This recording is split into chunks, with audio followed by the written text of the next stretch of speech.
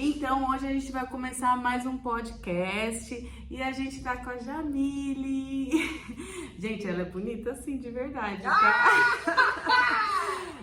A Jamile eu conheço ela há muito tempo, ela fez auxiliar de enfermagem comigo. Auxiliar e técnico de enfermagem, então já tem um tempinho, né, gente? Já falei pra vocês que eu fiz auxiliar, técnico de enfermagem, né? Tem um caminho aí. E na época a gente estudou junto.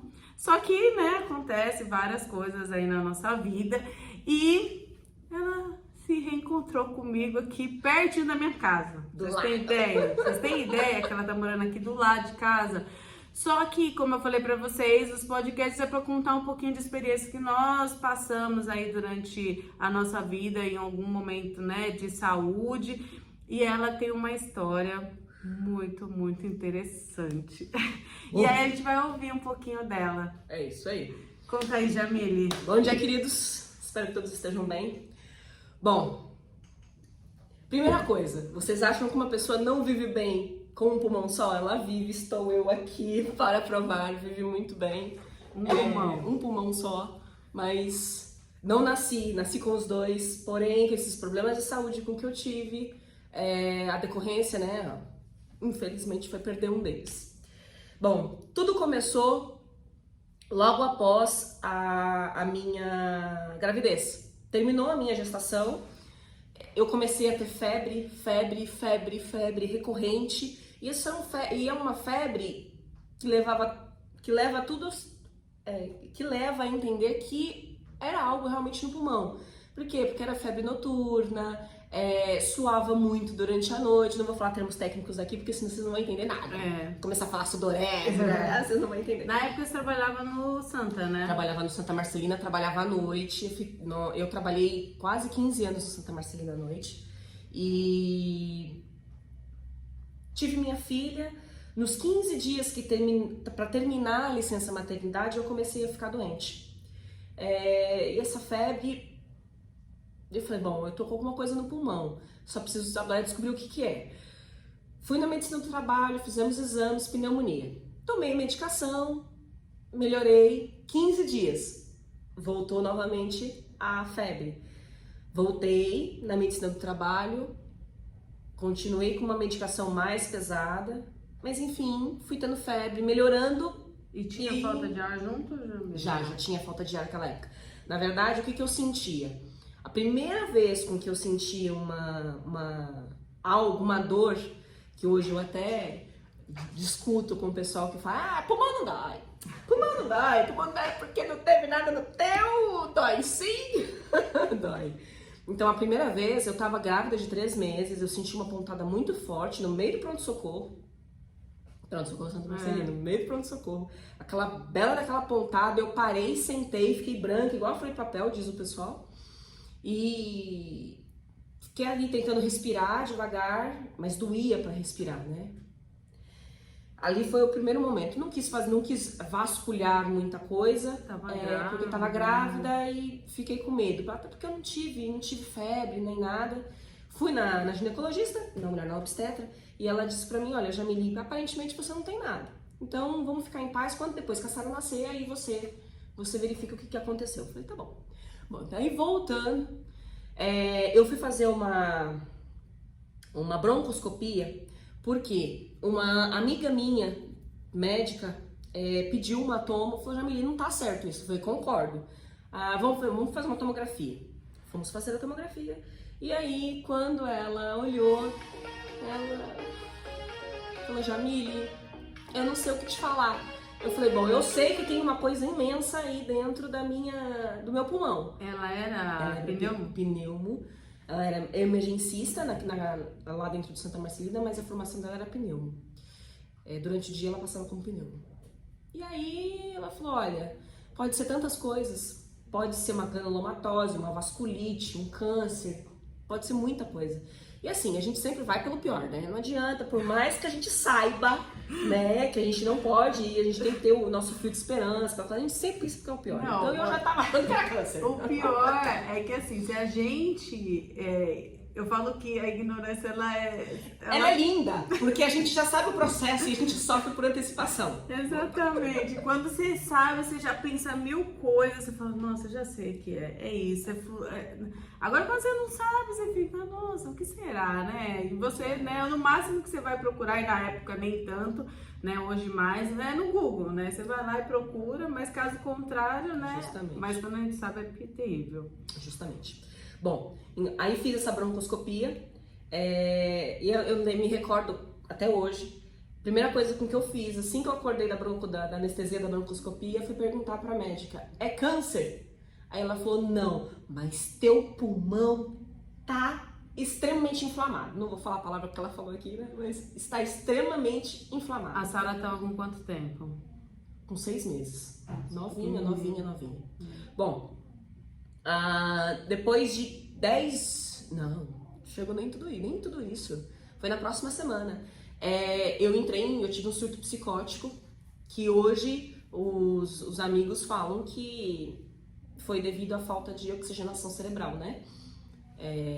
A massa no meu pulmão já estava se alimentando tão rápido que me deixou... Você tava no plantão? Não, ainda bem que não era em plantão, eu tava em casa, foi na noite com que eu não estava trabalhando, então no que eu virei, eu dormi bem e acordei já totalmente fora de mim. Assim, a única coisa que eu falava pro pai da minha filha é, eu estou fora do eixo, eu tô fora do eixo. E assim, foram 30 dias com que eu fiquei internada que eu não consigo lembrar. É muito ruim, gente, é muito ruim você ter essa experiência, porque parece que é uma página da tua vida que você virou e o que aconteceu? É uma sensação de vazio, é muito estranho, é muito ruim. Você tinha convênio na época? Tinha convênio, fiquei então, esses 30 dias com que eu fiquei internada, foi pelo convênio. Quando eu cheguei no hospital, ninguém deu ouvido nem pro meu ex-marido, nem pro meu pai, nem pra minha mãe. Por quê? Porque eles falavam em alto bom som que eu estava com problema de saúde, mas eu não tinha nenhum problema psicológico. E eles estavam querendo me internar como esquizofrênica no hospital. O meu ex-marido entrou em contato com o pneumologista e ela falou, não, me bota agora aí pra falar com eles. Aí ela falou, ela está assim por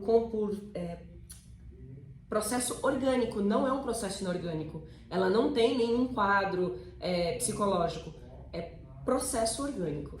Aí é que eles foram começar a dar ouvidos e de fato me investigar, né? Só que eu só fui piorando.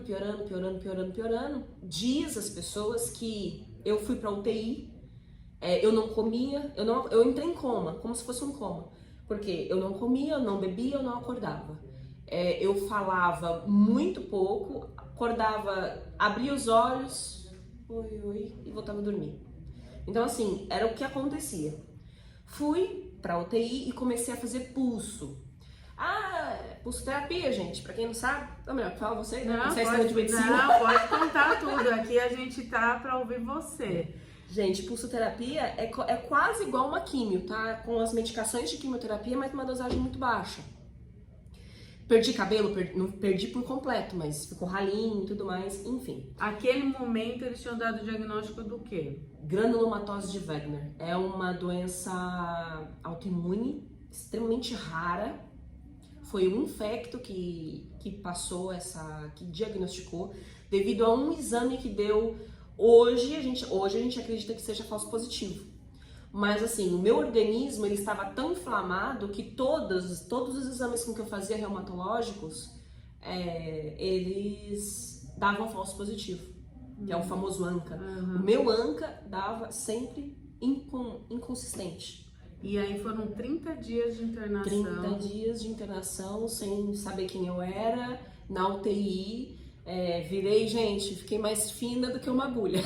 Fiquei super fininha. E a neném? E a minha filha sozinha, com a minha mãe, meu pai e a minha sogra, que na época era viva ainda, né? E o pai dela, lógico. E no que eu fui retomando a consciência aos poucos nessa pulsoterapia. Por isso que eu falo, é um processo muito ruim, é algo muito ruim de se sentir, porque eu me recordo de ter falado pro meu ex-marido, eu não estou bem, eu estou fora do eixo, Lembro dele me levando pro hospital. E aí, pra mim, é como se no outro dia eu tivesse acordado e tudo bem. Não tivesse acontecido esse caminho aí, Justamente. Né? E acordei, olhei pro meu pai, falei, tá tudo bem, pai? Bom dia. Ele, tá tudo bem, filha? Falei, tá, por que não? Ele, não, por nada. Aí eu abri a gaveta, né? Fui tomar café, abri a gaveta, cadê as facas de casa? Nenhuma. Falei, ô pai, cadê a faca pra cortar o pão? Aí ele, as facas quebraram, o pai não comprou faca. Corta com a faca de mesa. Olha só. Aí ele me veio com calhamaço. Gente, era um punhado de remédio. Eu olhei aquilo e falei, não, o que tá acontecendo? Como assim? Aí ele ligou pro meu ex-marido e falou, vem pra casa que a Jamile não tá bem. Foi questão de 2 horas, ele chegou. E aí eu falei, gente, eu só quero entender. Não tomei os remédios. Eu só quero entender o porquê que eu tô tomando esse monte de remédio. Aí foi aonde começou-se a explicar todo o processo que tinha acontecido comigo. Então foi literalmente dormir bem e acordei ruim, dormi ruim e acordei bem. Literalmente foi isso que aconteceu comigo. Você não lembra nada. Não lembro, são 30 dias que eu não me recordo. E a neném também, né? Porque eu tava com 7 meses. Pois né? Pequena. Mas eu fui fazendo pulsoterapia e eu não melhorava. E esse nódulo, os nódulos, né, que eram 2, eles, quando eu retirei o pulmão, um já estava do tamanho de uma laranja e o outro também de um limão. Então assim, ele tirou o superior e o médio. O inferior eu ainda tenho do direito, do pulmão direito. Então assim, eles tiraram. Eu fui fazendo o processo, né, de pulsoterapia, tomando a pulsoterapia, já com um encaminhamento para entrar para o transplante, porque ele falou que se de fato fosse granulomatose de Wegener, eu não ia fugir da fila do transplante, é o que ia acontecer comigo. Você saiu do hospital com oxigênio ou não? Não, graças a Deus não precisou. Mas assim, o medo de entrar para a fila do transplante foi tenso. Foi tenso. Foi nesse intervalo que eu te encontrei na faculdade. Que a gente se encontrou e aí você tava no 9 de julho e falou, Jamile, eu vou conversar com um médico que é do HC e eu parei que eu te dou retorno. E aí foi quando eu fui pro HC. Foi isso mesmo, porque eu lembro que eu tinha ido encontrar com o Daniel e aí você tava tipo muito magra. Tipo, eu falei, nossa, o que aconteceu? Né? Então, ela estudou comigo, auxiliar de enfermagem, e depois ela foi fazer a faculdade e ela estudou com meu ex-marido. E aí eu fui pra faculdade lá pra encontrar com ele, e aí eu encontrei com ela de novo. E aí, nossa, você tava muito magra, aí eu perguntei, você falou que tava tratando um câncer no pulmão e tudo mais, eu falei, nossa, gente, ela tá com a neném novinha em casa, né? Eu falei, gente, peraí, tem que saber direito essa história, né? E aí eu trabalhava no 9 e esse médico era um dos chefes lá da equipe, né, do HC. Isso mesmo. E aí eu lembro que eu cheguei pra ele na sala e falei com ele, falei, doutor, eu tenho uma amiga e eu precisava que você colocasse ela na sua agenda. Aí ele falou, mas por quê? Eu falei, então, ninguém sabe o que ela tem, né? E só que assim, eu nem dei resposta pra ela do que você vai falar, pra ela não criar uma expectativa, mas eu queria muito que você conseguisse colocar ela na agenda. Aí eu expliquei mais ou menos pra ele. Ele falou assim, me passa o nome dela que eu vou pedir pra ela me procurar no ambulatório, né? E aí acabou dando certo, acabei passando pra você, né? Mas daí pra frente eu não sei o que aconteceu. E foi ele quem bateu o pé falando que não era granulomatose de Wegener, foi ele. Porque assim, na hora que a gente chega com esse nome, né, horrendo, enorme, o pessoal já, caramba, porque o HC é lógico, eles estão ali para estudar as doenças, né? E como que foi? Colocaram você na agenda e você foi passar lá, levou todos os exames? Levei tudo, todo o calhamaço de exames, sentei com ele e expliquei todo o processo, do início ao fim. E aí ele falou, olha, Jamile, agora a gente vai começar a fazer uma nova bateria de exames, preciso de tomografia, os exames laboratoriais, broncoscopia novamente, a gente vai fazer essa bateria de exames para eu ter certeza que é granulomatose de Wegener. E aí vai ter um apoio de outros médicos, de outras clínicas, para a gente poder definir o que de fato você tem. Então, tá bom. se era só a pneumo junto com a hemato, né? Isso. E aí, naquele momento, ele já tinha mencionado da cirurgia. Ele falou, Jamile, já começa a amadurecer a ideia de que se a gente não conseguir encontrar o diagnóstico por exames, já começa a amadurecer a ideia de nós fazermos uma cirurgia, retirar os nódulos para poder saber o que é. Eu falei, tá bom, vou começar a pensar nisso. Cheguei em casa falando nisso, lógico, o ex-marido não vai, não precisa, não sei o que, tá. Aí, fez todos os exames, tudo inconclusivo, nada fechava diagnóstico. A única certeza com que ele tinha certeza que não era granulomatose de Wegener. Falou, Jamile, eu tenho certeza. Não é. Num determinado momento em que eu fiz os exames, apareceu lá um DNAzinho de tuberculose. Eu lembro de uma história. Isso. Apareceu um DNA de tuberculose em alguns desses exames, e aí eu comecei a fazer o processo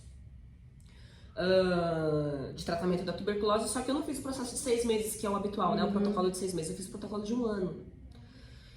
Só que venhamos e convenhamos, né? Eu fiz pulsoterapia, minha imunidade foi lá pro pé. Se eu tivesse realmente tuberculose, eu tinha morrido. Exatamente. Então não era tuberculose. Mas enfim, poderia até ser uma oportunista, né? Eu fiquei doente, tive esse processo e aí a tuberculose veio porque eu já tava... Já trabalhando no hospital, Isso, e né? outra, com a imunidade baixa, ela foi lá e se apoderou, digamos assim, né? Então foi bem oportunista. Fiz o tratamento, comecei a melhorar. Eu melhorei depois de 4 meses do protocolo, gente. Assim, é muito ruim. Eu ficava brincando, deixa eu tomar meu supositório oral. Porque os comprimidos são ferrenhos, são enormes.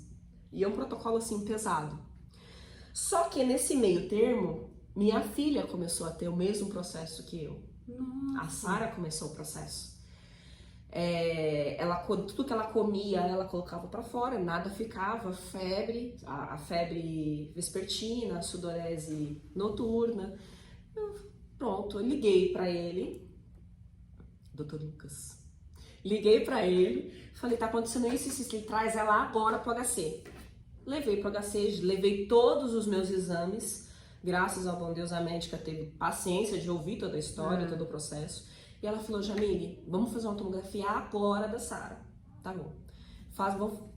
Peguei ela, já fui levar pra tomografia. Quando eu voltei com a tomo na mão, ela falou, olha, graças a Deus que você tem um conhecimento, explicou pra gente, porque a gente jamais ia achar que era tuberculose. Gente, um grãozinho de areia no pulmão de uma criança, nessa época ela já tinha 1 aninho, um grãozinho de areia, ela tava fazendo todo aquele processo.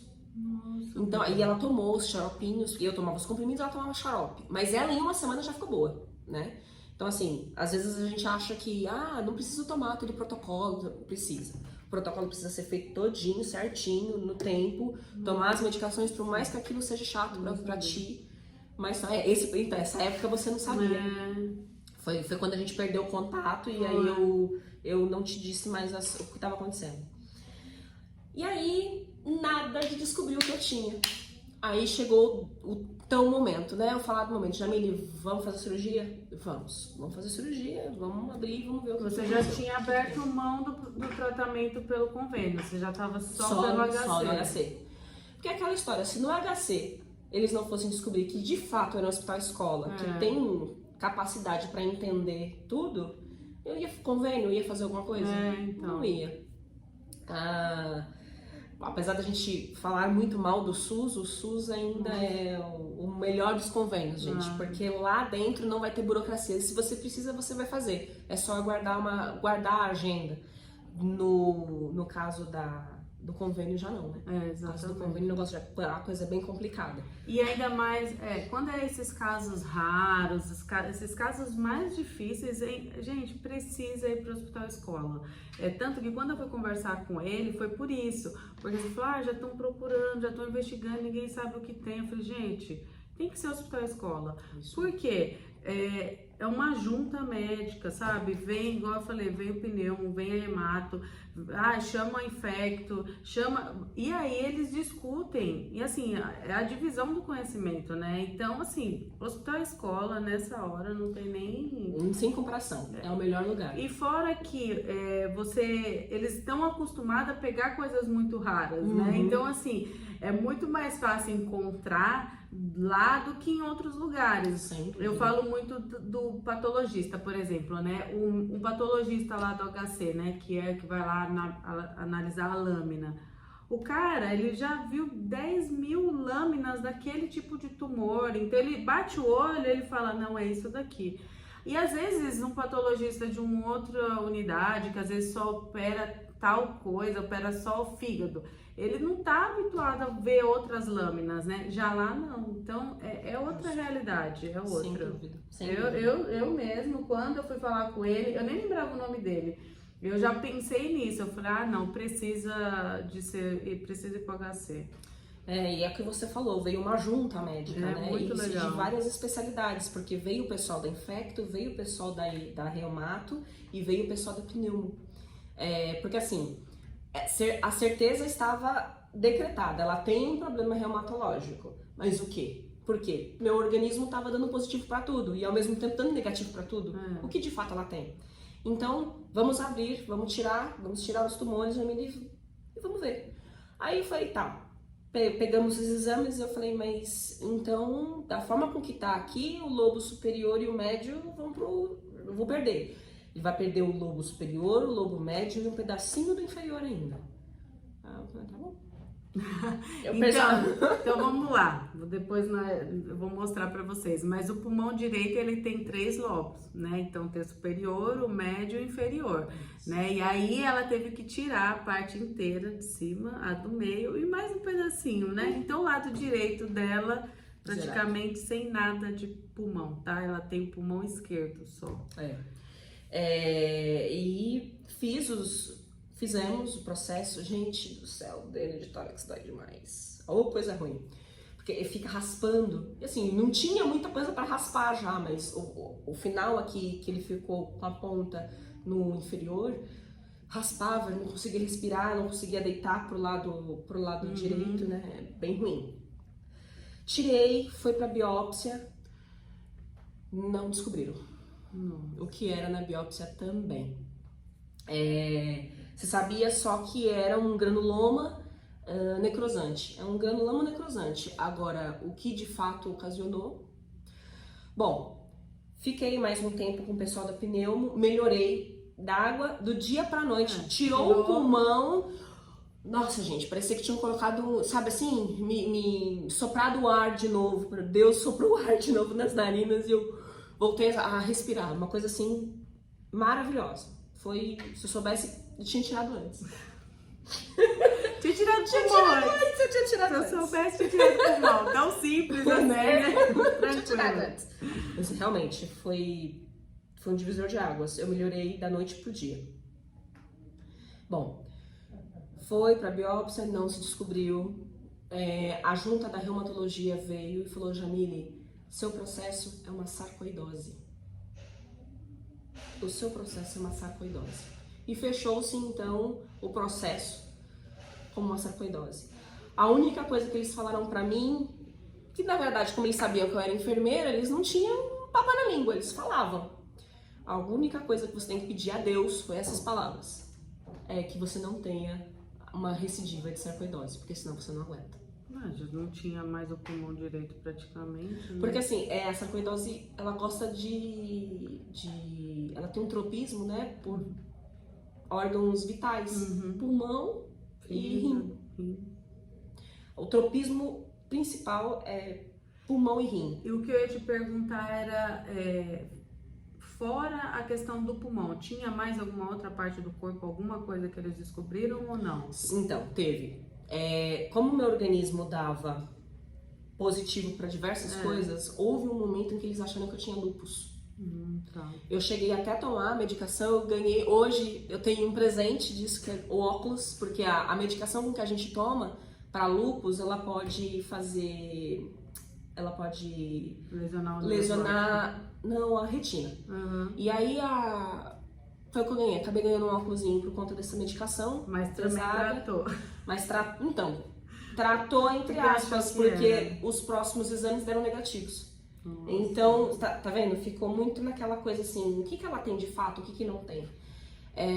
Quando o chefe da reumatologia pegou toda o meu prontuário e foi estudar ele e falou, Jamile, é sarcoidose.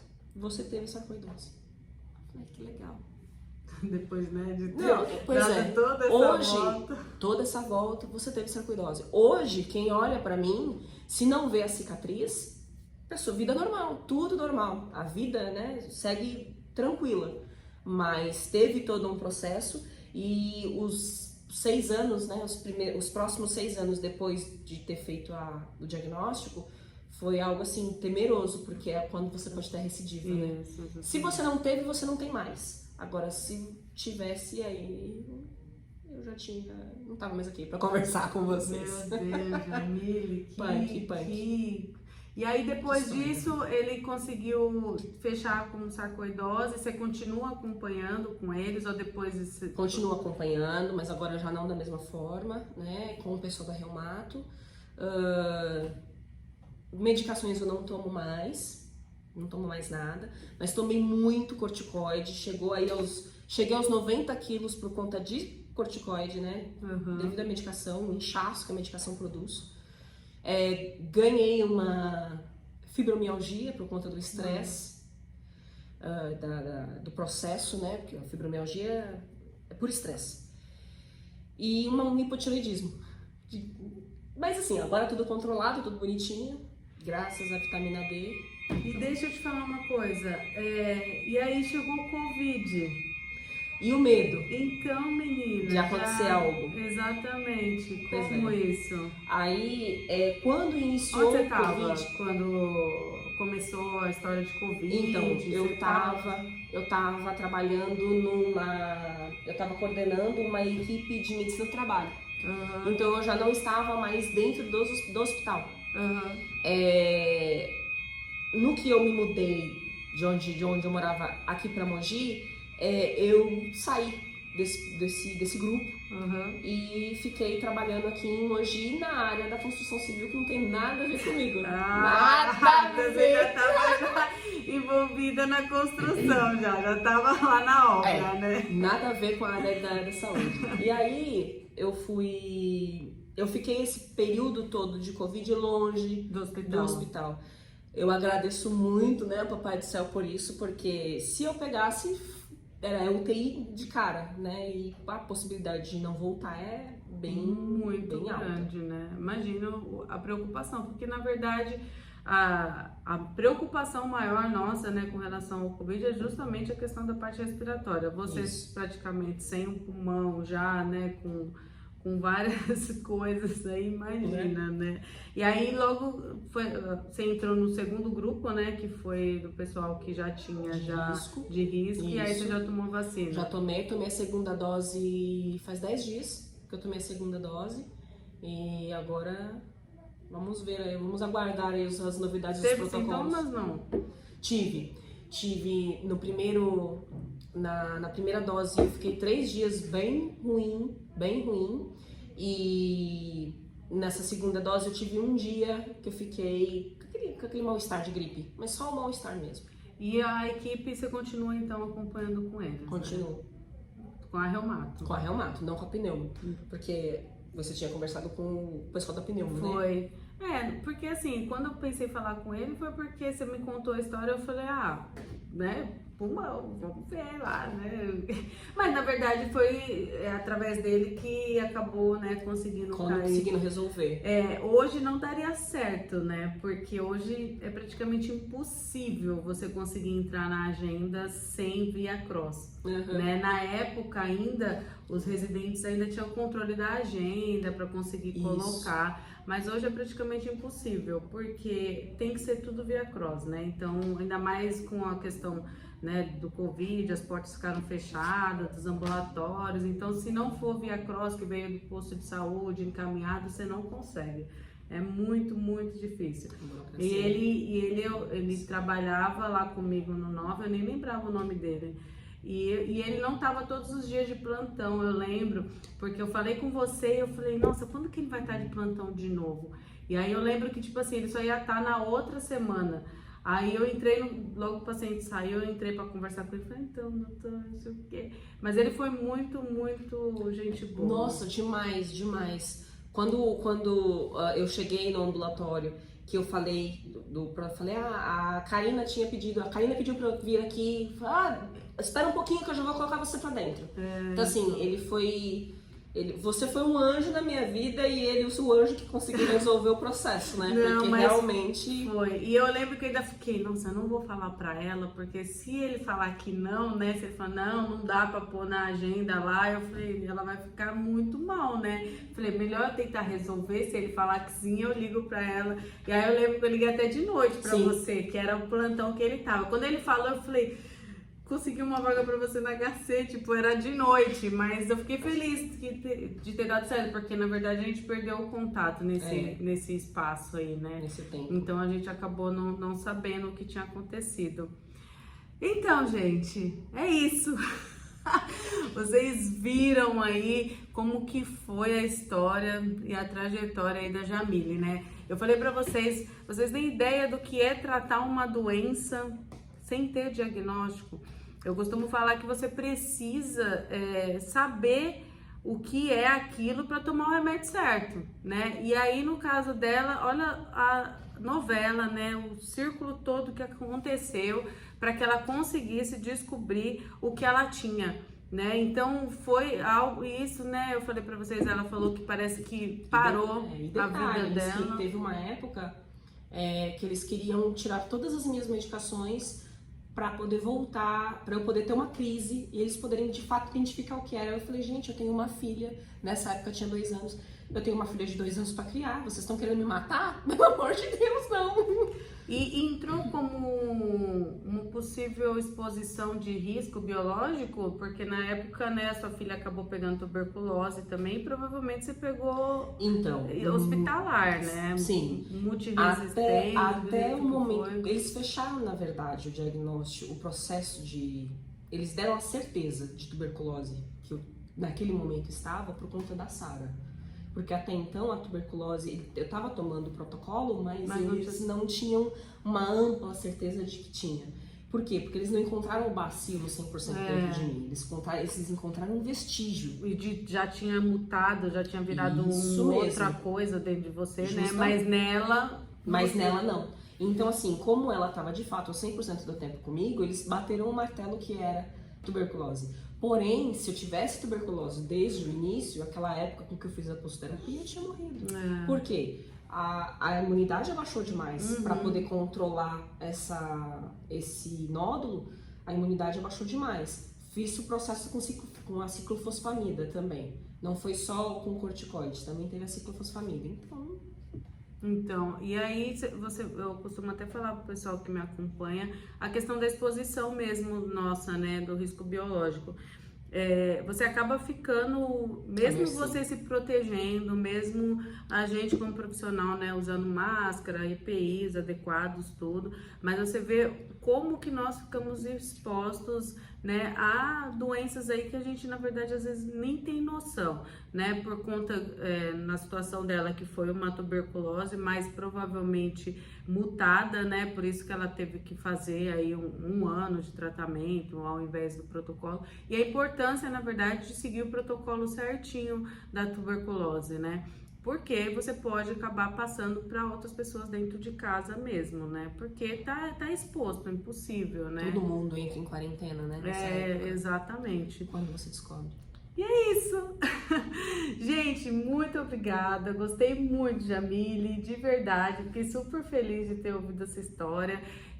Continua acompanhando que vai vir várias histórias por aí, viu, gente? Vocês vão curtir, viu? Obrigada, beijo de verdade.